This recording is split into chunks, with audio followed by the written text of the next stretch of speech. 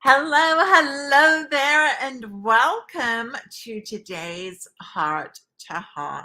If you are in the US, I hope that you've had a wonderful Thanksgiving, that you got to eat some super yummy food. Perhaps you got to spend some time with some loved ones, and I hope that you soaked it all in. I always wonder, why do we have to wait for Thanksgiving to be grateful, right? We don't. We don't. But while you're coming in, um, let me know what you're drinking. I always love to know what you're drinking. I just want to introduce myself for those of you that we may not have met before. My name is Karen Del Maestro. I am your health and transformation coach. I'm a breast cancer and BRCA2 thriver, and I'm a bounce back expert. Yeah, I know how to bounce back. I know how to stay healthy. I know how to do the things on a daily basis to help us not get sick again. And that's what we're going to be talking about today, is how to stay healthy after breast cancer. Now, is this relevant to you if you haven't had breast cancer? Absolutely. Is this relevant to you if you carry a genetic mutation? Absolutely. And, I'm going to be sharing just a few ways today. And I'm also going to be sharing an amazing free gift that I have for you. But we're going to be talking about how to stay healthy, right? And I want to start with a really important statistic that, if you are not yet aware, is kind of a life altering one, I think. 15%, 1 5. 15%. That is the percentage of breast cancer diagnoses that are due to genetics. 1 5. That includes me. I carry the BRCA2 genetic mutation. So any of these genetic mutations are in there, 15%. Now, this is absolutely fantastic news. You might be saying, Karen, why? I know. Sometimes my perspective's a little different. But it's fantastic news because what it means is that 85% of breast cancer diagnoses are due to what's known as environmental factors. These are things that you get to control. These are things that you can do something about. It's more than we think, right? I think so often we think that we just have to wait and see if we get sick again, or wait and see if we get sick in the first place. And we don't. We absolutely don't. And I invite you to think of it like this before we dive into the nitty gritty and some things that you can actually do. I'm wondering, I'm going to take you back. For me, it's quite a few decades. But I'm going to take you back to school. And I'm wondering if you ever felt the feeling of going in to take a test and you've actually studied. That was me. I was always the good girl. I was always studying. Like, I always did the right thing, always did my homework. And if I had a test, you better believe it, I studied and studied and studied. I worked very hard. I'm wondering if you did too. But I always loved that feeling of going in to take a test, knowing that I had studied and done my best.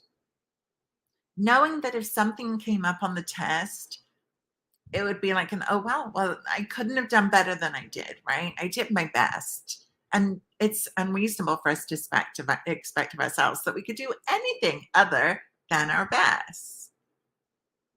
On the other hand, I also know that feeling of not studying. And let me know, were you a studier or a non-studier? Let me know in the comments.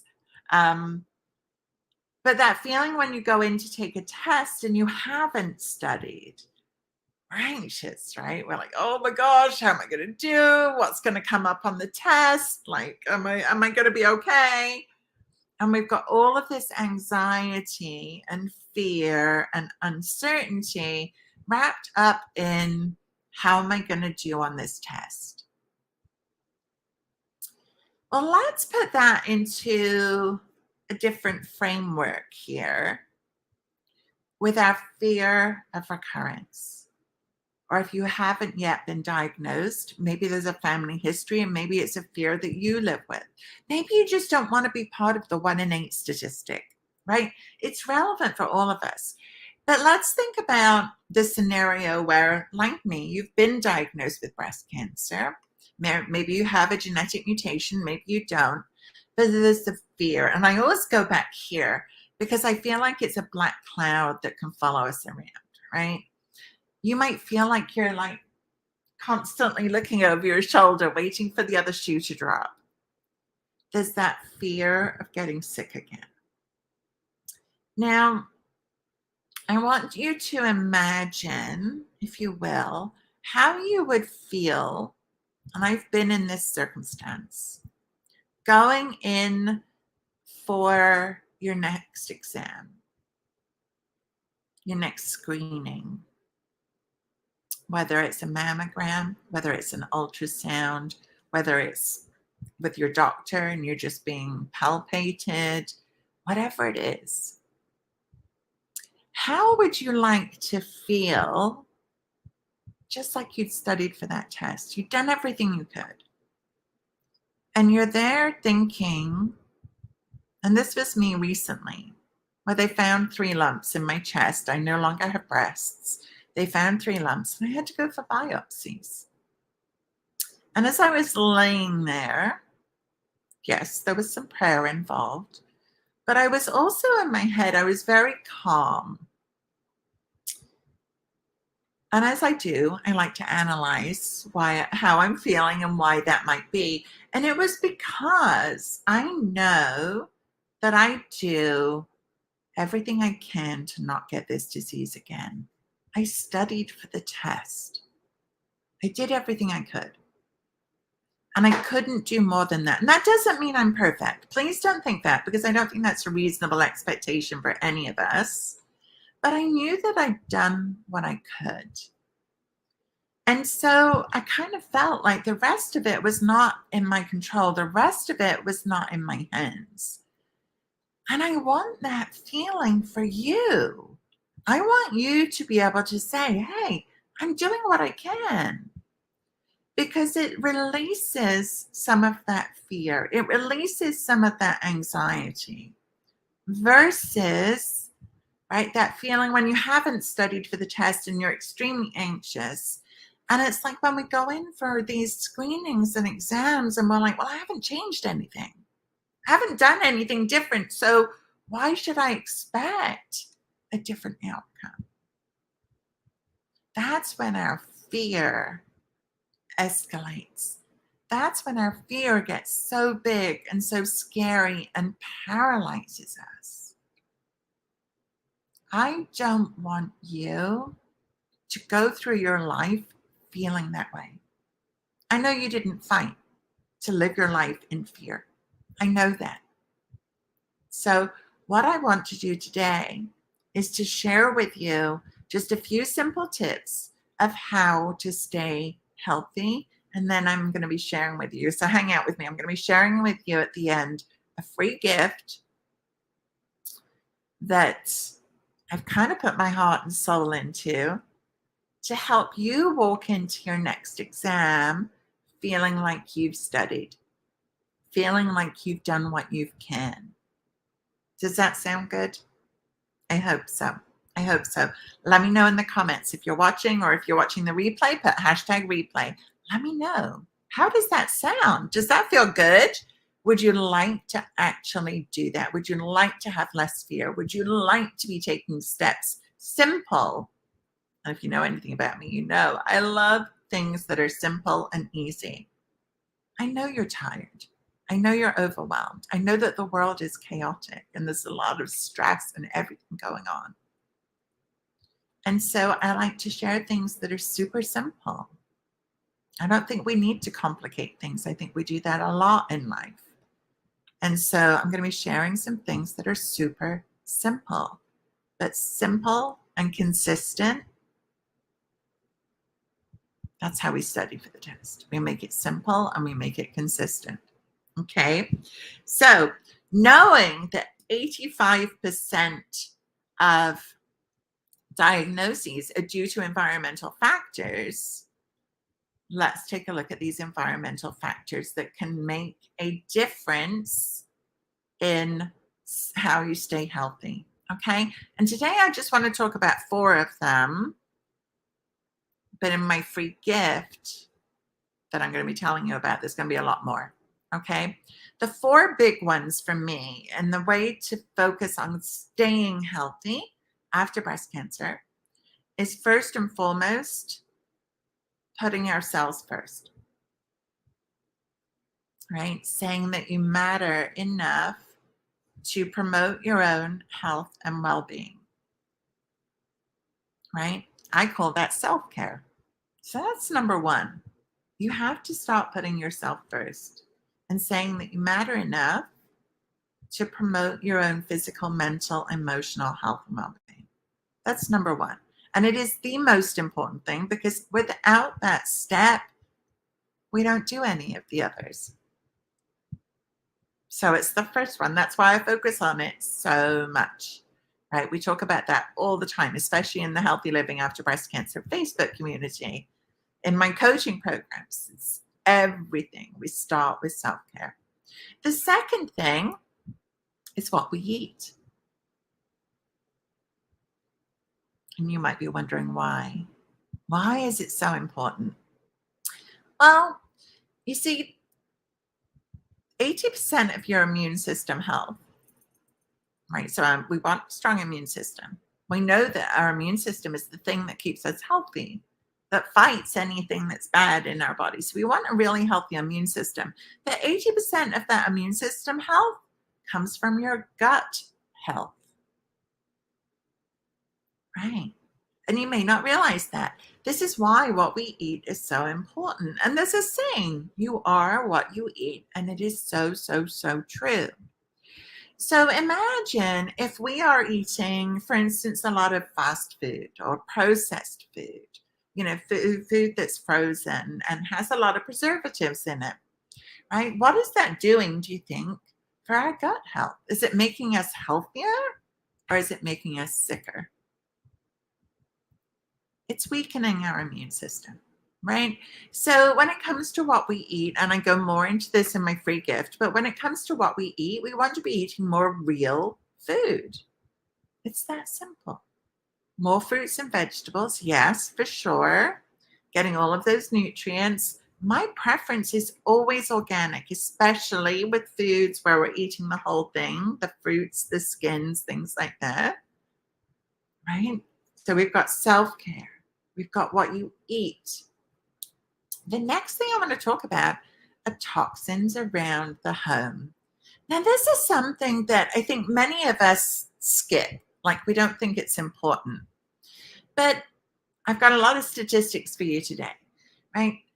The statistic before COVID, and I think there's been a huge shift after COVID. There's always a huge shift after breast cancer, is that we tend to spend more time in our home environment, right? As we're recovering or we're going through treatment or whatever. So we're in our home environment a lot.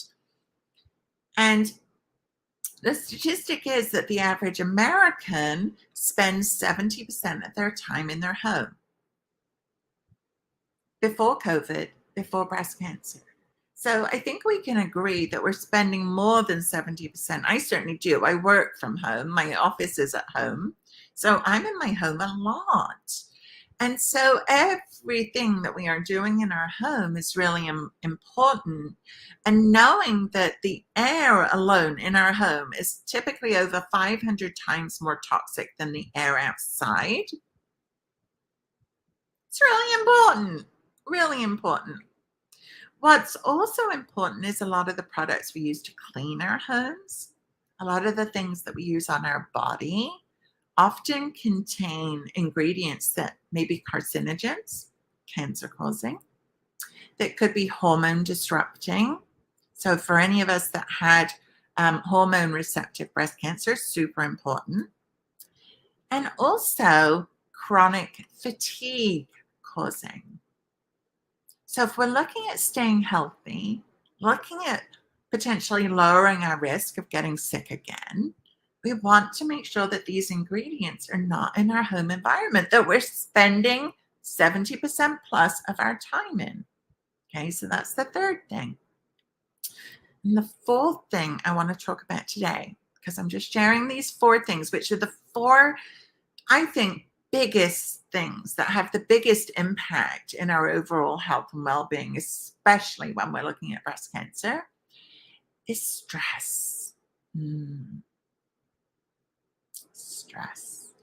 Now, I call stress the forgotten toxin because stress and the effect that stress can have on our body is so toxic. And I think we can all raise our hands, myself included, and say that life is pretty stressful. And I don't know about you, and there's been science and studies done around this, but it's not uncommon for us to have experienced a massive amount of stress up to 48 months prior to diagnosis. Mine was 12 months, massive amount of stress, 1 year prior to my diagnosis. So I know for sure, no question in my mind, that it was that triggered as a genetic mutation carrier, my genes to go off. I know what cortisol does to our other hormones, and it sets them all off into a tailspin. So I have no doubt that the effect that stress had on my body played a big factor in why I was diagnosed at this point in my life. So let me just recap here, right? We've talked about four things. Self-care, taking care of you first, right? The food that you eat, really important in staying healthy. Really, really important. Reducing toxins around the home, probably the easiest shift to make. You're buying products anyway, shift to safer products. And the fourth one is stress. Now, the thing that these four things have in common is that they all have the ability to increase or decrease inflammation in our body. Now, inflammation is the root cause of all serious disease. That is not a Karenism. That is a scientific fact that inflammation is the root cause of all serious disease. Cancers, all types of cancers, diabetes, heart disease, the list goes on and on, autoimmune disease, all of the things that we are seeing rampant in our society today. So to me, it's logical if we take steps to lower inflammation, which is what those four steps will do when you implement them correctly, when you follow the proven roadmap, then you lower the inflammation, keeps you healthy, right? There's no 100% guarantee in life. We all know this. But I want you to be able to walk into your next exam, your next screening, with that feeling like you've studied for the test, like you've done what you can. You're not just thinking about it, saying, I should be making changes, but you're actually doing it. Okay? So my gift to you today, and please feel free, drop in comments, ask questions if you have them. My gift to you today is a very special guide that I've been curating and putting together for you to help you lower inflammation, to help you stay healthy. And this guide is 30, I'm trying to turn it the right way. There we go. Nope. 30 ways to stay healthy before and after breast cancer. So if you haven't yet been diagnosed, this is for you too, because reducing your risk of breast cancer shouldn't be intimidating. So in this guide, there are literally 30 ways, okay, that I've set out for you to be able to start focusing on. Not only that, because I don't know if you're anything like me, but I love a good cheat sheet and I love a checklist. At the end, there's a checklist that you can print out and you can check off. Just say, yes, I'm doing it. So that when you're going in for that next test, that next scan, your anxiety is not as much. You're able to kind of say, you know what, I've done what I can. And the rest is not in our hands anymore. And let me tell you, having had that feeling, I want that so badly for you. I don't want you to be spinning, feeling overwhelmed, thinking about all the things that you should be doing, but not able to do anything. So I've made this really super simple. And to get this guide, all you need to do is write me in the comments below this video, wherever you're watching it, drop a me, and I will reach out and get you the link so that you can register for that and get it delivered right to your email so that you can download it, so that you can start to take some steps.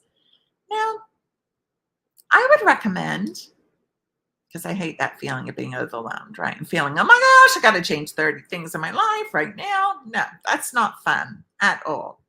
So what I recommend is, first of all, of course, make a cup of tea, right? Sit down, get cozy, look at the guide, work your way through it, right? And then pick one thing, just one thing that you want to start focusing on in that guide and start getting better at. Now, it doesn't mean that you have to do it all at once. And I wouldn't recommend that. I think it's too much. It feels overwhelming, feels exhausting. So pick one thing and start focusing on that. Okay? Start looking at what you can actually do. Because what I've done in this guide is I've listed out these environmental factors, these things that massively impact your health. And so that is my gift to you this Cyber Monday. As the world is asking you to spend money and to save and all the rest of it, I'm asking you to put your hand up for yourself, right?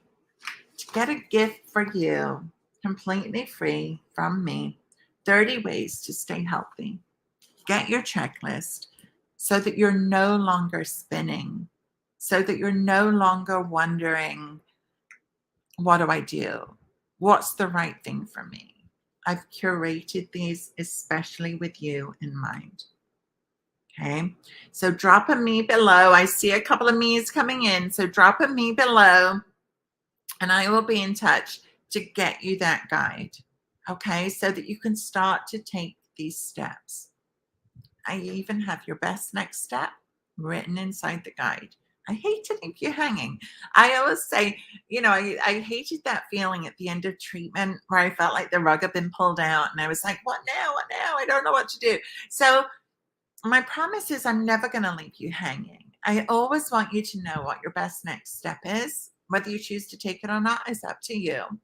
But I'm always going to have my hand out there to support you every single step of the way as you journey through this recovery and journey onto creating what has the opportunity to be the most amazing, healthy, thriving life. Doesn't that sound good? I hope so. So that's it for today, guys. Let me just recap. Again, those 4 things that we talked about, starting with, I'm going to share that statistic again. Only 15% of breast cancer diagnoses are due to genetics. 85% are due to environmental factors. The 4 main ones that I believe have the biggest impact on our health and well-being: self-care, focusing on what you need first. It's time to stop putting yourself on the back burner. It is your time to take better care of you. What you eat, super, super important. Reducing toxins around your house. And finally, stress. Stress. These 4 things have the power to truly impact that 85%, right? Helping to keep you safe, helping to keep you healthy and safe, and let's minimize what we can to not hear those spine chilling words again. And of course, if you are living with breast cancer, if you've been diagnosed with stage 4 metastatic breast cancer, all of these things are going to still help you live a healthier life and help fight that beast inside of you. Okay? Any questions, feel free to drop them in the chat. Don't forget, just say me. Say me if you'd like the guide, and I will make sure to get it over to you. 30 ways to stay healthy. Okay, that's it for today, guys. I will see you next week. Have a wonderful week. Thank you so much for joining me. Okay, bye for now.